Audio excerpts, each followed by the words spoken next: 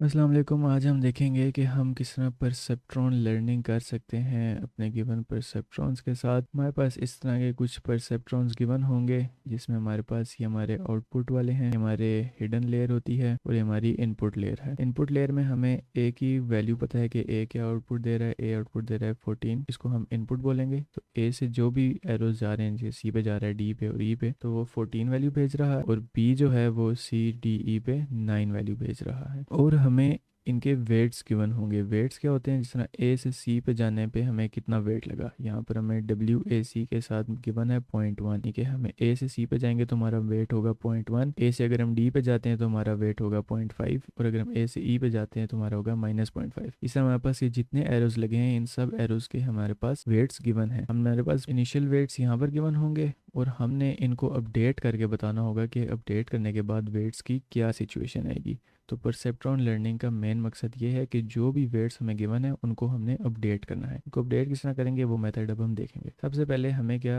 Outputs calculate करनी होंगी अपने सारे इन न्यूरॉन्स पे। हमें ए से पता था 14 जा रही है, बी से पता था हमें 9 जा रही है, तो सी से क्या आउटपुट जा रही है, डी से क्या आउटपुट है, ई से क्या आउटपुट है, एफ से क्या आउटपुट है, जी से क्या आउटपुट है, ये हमें अभी नहीं पता। लेकिन हमें यह पता है कि हमें एफ से क्या आउटपुट एक्सपेक्ट करनी चाहिए और जी से हमें क्या आउटपुट एक्सपेक्ट करनी चाहिए। तो एफ से हमें जो भी आउटपुट मिले वो 1 के बराबर होनी चाहिए और जो जी से हमें आउटपुट मिलेगी वो 0 होनी चाहिए। तो ये हमारी एक्सपेक्टेड आउटपुट्स हैं एफ और जी के लिए। मैं इन एक्सपेक्टेड आउटपुट्स को यहाँ पर मेंशन भी कर देता हूँ। अब किसी न्यूरॉन पे आउटपुट कैलकुलेट करनी हो तो किस तरह करेंगे। फॉर एग्जांपल हमें यहाँ पर सी पे आउटपुट कैलकुलेट करनी है तो हम क्या करेंगे, सी के ऊपर देखेंगे एरोज कितने आ रहे हैं। सी के ऊपर ये 2 एरोज आ रहे हैं, एक ए की तरफ से आ रहा है, एक बी की तरफ से आ रहा है। तो ए की तरफ से जो एरो आ रहा है इससे हमने एक वैल्यू कैलकुलेट करेंगे, उसको हम ऐड कर देंगे उस वैल्यू के साथ जो हमने बी से कैलकुलेट की होगी। तो ए की जो इनपुट है यानी कि ए जो आउटपुट दे रहा है यहाँ पर 14, इसको मल्टीप्लाई करेंगे ए से सी के ऊपर जो वेट जा रहा था। ए से सी के ऊपर वेट जा रहा है 0.1, तो 0.1 मल्टीप्लाइड बाय 14, इसको हम ऐड करेंगे इसी तरह बी के साथ। बी के आउटपुट दे रहे हैं हमें 9 और बी से सी के ऊपर हमारे पास क्या वेट है 0.2, तो 9 multiply by 0.2 will be added to 15 multiplied by 0.1। तो इस तरह करके हम किसी भी न्यूरॉन का आउटपुट फाइंड करते हैं। यहाँ पर देखिए हमने सी के लिए आउटपुट फाइंड किया है, हमने वेट मल्टीप्लाई किया है ए सी का ए के साथ, बी सी का वेट मल्टीप्लाई किया बी के साथ, हमारे पास जो आंसर आया वो था 3.2। इस आउटपुट के ऊपर हमने एक एक्टिवेशन फंक्शन लगाना होता है। यहाँ पर हम जो एक्टिवेशन फंक्शन यूज कर रहे हैं वो है हमारा सिग्मोइड फंक्शन। इस तरह के एक्टिवेशन फंक्शन दुनिया में बहुत सारे हैं, यहाँ पर हम अभी सिर्फ सिग्मोइड फंक्शन यूज कर रहे हैं। यानी कि हमारे पास जो भी आउटपुट आएगी वो हम इस फॉर्मूले में डालेंगे, एक्स की जगह उस आउटपुट को हम प्लेस कर देंगे। तो यहाँ पर आपने देखें हमारे पास आउटपुट आई थी 3.2, हमने इसके ऊपर जब सिग्मोइड फंक्शन लगाया हमारे पास हो गया, यहाँ पर हमने 3.2 लिखा, हमारे पास आंसर है 0.961। इसी तरह हम जब डी के लिए आउटपुट कैलकुलेट करेंगे, हमने वेट मल्टीप्लाई किया ए डी का, उसमें मल्टीप्लाई कर दी ए की आउटपुट डब्ल्यू बी डी यानी कि बी डी वाला वेट उठाया और उसमें मल्टीप्लाई कर दिया आउटपुट बी, बस ये आंसर आया। हमने इसका सिग्मोइड निकाला, हमारे पास आंसर आ गया 0.998। इस तरह करके हमने सी डी ई एफ और जी इन सारों की हमने आउटपुट्स निकाल दी हैं। अब हमारे से एक्सपेक्ट किया जा रहा था कि हमारी एफ की जो भी आउटपुट है यानी कि उसकी एक्टिवेशन फंक्शन के बाद वाली आउटपुट वो 1 के बराबर होनी चाहिए और जी की आउटपुट 0 के बराबर होनी चाहिए। अभी हम देख सकते हैं कि ना वो 1 के बराबर है और ना ये 0 के बराबर है। तो हमारा जो अभी परसेप्ट्रॉन है वो बिल्कुल एक्यूरेटली अभी तक ने लर्न नहीं किया। तो उसको लर्न कराने का तरीका क्या है कि हमारे पास जो वेट्स थे हम उन वेट्स की वैल्यूज़ अपडेट कर दें। तो हमारे पास अब आउटपुट्स आ गई हैं, हम इन आउटपुट से अपने वेट्स को अपडेट कर देंगे। तो हमने स्टार्टिंग किस तरह की, ए से सी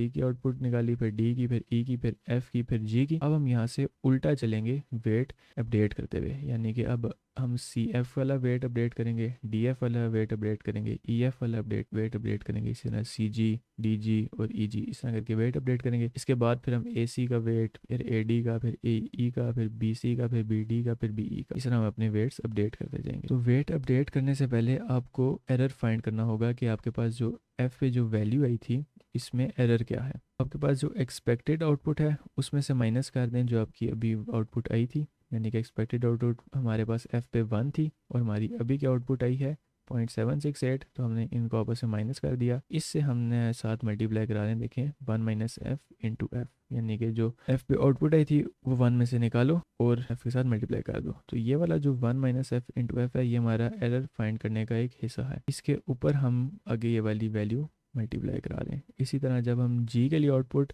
हम जी के लिए एरर फाइंड करेंगे, उसके लिए हम लिखेंगे 1 माइनस जी इंटू जी। फिर हम देखेंगे कि एक्सपेक्टेड आउटपुट में से जो माइनस करेंगे जो एक्चुअल आउटपुट आई थी वो क्या थी। एक्सपेक्टेड आउटपुट हमारे पास 0 थी, इसमें से हमने माइनस की एक्चुअल आउटपुट जो कि थी 0.197। हमारे पास जो एरर आया है वो -0.031 और इसका एरर आया हमारे पास 0.041। अब जब आपके पास एरर आ जाएगा, आप इस एरर को यूज़ कर सकते हैं अपने प्रीवियस वेट्स को अपडेट करने के लिए। तो एफ के ऊपर कितने वेट्स गिर रहे थे, एफ के ऊपर सी एफ गिर रहा है, डी एफ गिर रहा है, ई एफ गिर रहा है। तो एफ के ऊपर जो एरर आया है उससे हम अपडेट करेंगे सी एफ, डी एफ और ई एफ का वेट। तो जो हम यहाँ पर सी एफ का वेट अपडेट कर रहे हैं तो हम इसके ऊपर प्लस का साइन लगा देते हैं ताकि हमें पता लगे कि ये अपडेटेड वैल्यू है। तो ये वाला जो सी एफ का वेट है जो हमारा ऑलरेडी अभी सी एफ पे वेट था, वो वाली वैल्यू 0.2 थी हमारे पास, उसमें हमने ऐड किया ये वाली चीज़। इसमें क्या है, ये तो हमारा है एरर एट एफ जो अभी हमने कैलकुलेट किया था, और ये हमारी है सी की आउटपुट। और ये जो हमारी चीज़ है ये हमारा है लर्निंग रेट के लिए सिंबल हमने यूज़ किया है अल्फा से। लर्निंग रेट हमें यहाँ पर 0.1 गिवन था, जो भी लर्निंग रेट होगा ये हमेशा हमें गिवन होगा। हमारे पास ये सारी वैल्यूज़ पड़ी हुई थी, हमने चीज़ें वैल्यूज़ डाली, हमारे पास नया जो वेट आ गया सी एफ का वो 0.204 आ गया है, यानी कि हमने उसकी वैल्यू अपडेट कर दी है। आपको फॉर्मूला लिखना आ गया। इसकी एक आसान तरीका क्या है, डी एफ का वेट अपडेट करना चाह रहे हैं तो आप यहाँ पर देखें, यहाँ पर डी एफ लिखा हुआ है और बिल्कुल इसी वर्डिंग की ऑपोजिट वर्डिंग हमने यहाँ पर यूज़ की हुई है। यानी कि यहाँ पर डी एफ था तो यहाँ पर इसका उल्टा बनता है एफ डी, तो यहाँ पर एफ और डी आ गया है। इसी तरह यहाँ पर ई एफ पे देखें, यहाँ पर डब्ल्यू वेट था ई एफ का, अब इसकी ऑपोजिट वर्डिंग देखें एफ ई बनता है तो यहाँ पर एफ ई आ गया है। इस तरह करके हम अपने फॉर्मूले को आसानी से याद रख सकते हैं। हमने एफ के ऊपर जितने वेट गिरे थे वो सारे अपडेट कर दिए, जी के ऊपर जितने वेट गिर रहे थे वो सारे हमने अपडेट कर दिए। इसी तरह जैसे यहाँ पे सी जी है, यहाँ पे सी जी था, इसको उल्टा किया जी सी, तो ये हमारे पास जी सी यहाँ पर लिखा हुआ नजर आ गया। तो हमने एफ और जी पे एरर कैलकुलेट किया और इसे हमने अपने पिछले वेट्स को अपडेट कर दिया है। सेम मेथड हम यूज करेंगे अपने सी डी ई के लिए, यानी कि सी पे एरर कैलकुलेट करेंगे, डी पे एरर कैलकुलेट करेंगे और ई पे एरर कैलकुलेट करेंगे। अब एफ पे एरर कैलकुलेट करना आसान था क्योंकि हमें यहाँ पर एक्सपेक्टेड आउटपुट पता थी। तो जो हिडन लेयर होती है इसकी एक्सपेक्टेड आउटपुट हमें नहीं पता होती, तो इसके लिए हम एक नया तरीका इस्तेमाल करेंगे एरर फाइंड करने का। अब हमारे पास एक्सपेक्टेड आउटपुट ना पता हो तो इसका जो पहला हिस्सा है वो बिल्कुल सेम है। अभी हम सी के ऊपर एरर फाइंड करने जा रहे हैं, तो देखें पहला हिस्सा बिल्कुल सेम है, 1 minus C multiply by C. D के लिए 1 minus D multiplied by D, 1 minus E multiply E for E. यहाँ पर जो वैल्यूज आ गई हैं ये कौन सी वैल्यूज हैं, आप सी से देखें आपके एरोज किधर किधर जा रहे हैं। आपका जा रहा है एफ पे और आपका जा रहा है जी पे। तो अभी हमने पिछले स्टेप में एफ का एरर कैलकुलेट किया था और जी का एरर कैलकुलेट किया था। अब आप क्या करेंगे, एफ के एरर को मल्टीप्लाई करेंगे जो ऑलरेडी सी एफ का वेट था अभी। इसी तरह जी के एरर को आप मल्टीप्लाई करेंगे जी का जो ऑलरेडी एग्जिस्टिंग वेट था। यहाँ पर देखें आपने एरर एफ मल्टीप्लाई किया है सी एफ के वेट के साथ और एरर ऑफ जी मल्टीप्लाई किया है आपने एरर वेट ऑफ सी जी के साथ। जब ये दो चीज़ें मल्टीप्लाई कर देंगे, इनको ऐड करें और आप अपनी ये जो इनिशियल चीज़ थी इसके साथ मल्टीप्लाई करा दें। यहाँ पर हमने सिंपल उनमें वैल्यूज़ डाली, कैलकुलेटर में वैल्यू डाली, हमारे पास एरर आ गया सी के पास कि एरर सी के ऊपर ये था। इसी तरह हमने एरर डी भी फाइंड कर लिया, डी जा रहा था एफ के ऊपर और डी जा रहा था जी के ऊपर। तो जी का एरर फाइंड किया, एफ का एरर फाइंड किया, मल्टीप्लाई करा दिया उनके रिस्पेक्टिव वेट्स के साथ और हमारे पास ये आंसर आ गया, डी के ऊपर ये एरर है। जब आपके पास एरर आ गया फिर आपका बिल्कुल वही सेम सिनेरियो हो गया जो हमने पहले किया था।